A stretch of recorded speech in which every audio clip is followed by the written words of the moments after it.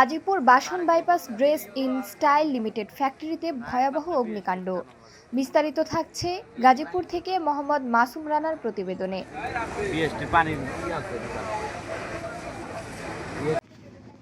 গত 18 মার্চ বুধবার গাজীপুর বাসন থানা বাইপাস সংলগ্ন নওরোজ 13 নং ওয়ার্ড অন্তর্গত আনুমানিক রাত 8 ঘটিকার সময় ড্রেস ইন স্টাইল লিমিটেড ফ্যাক্টরিতে আকস্মিকভাবে ভয়াবহ অগ্নিকাণ্ড সূত্রপাত হয়।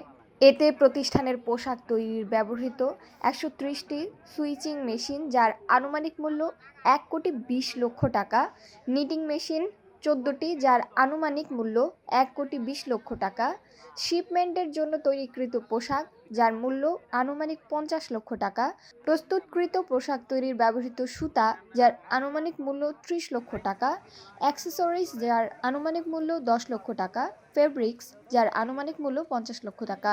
চারতলা ভবনের আনুমানিক ক্ষতির পরিমাণ প্রায় 20 লক্ষ টাকা। খবর পেয়ে তাৎক্ষণিকভাবে বাসন থানা পুলিশ ও ফায়ার সার্ভিসের 6টি ইউনিটের সহযোগিতায় 9 ঘণ্টা চেষ্টা চালিয়ে আগুন নিয়ন্ত্রণে আনে। এই বিষয়ে বাসন থানায় একটি সাধারণ ডায়েরি করা হয়েছে।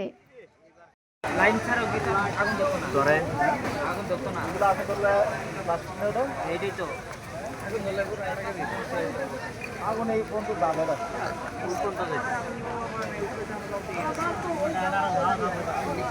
ওই বড় পানি দাঁড়িয়ে না দাও কয় নাকি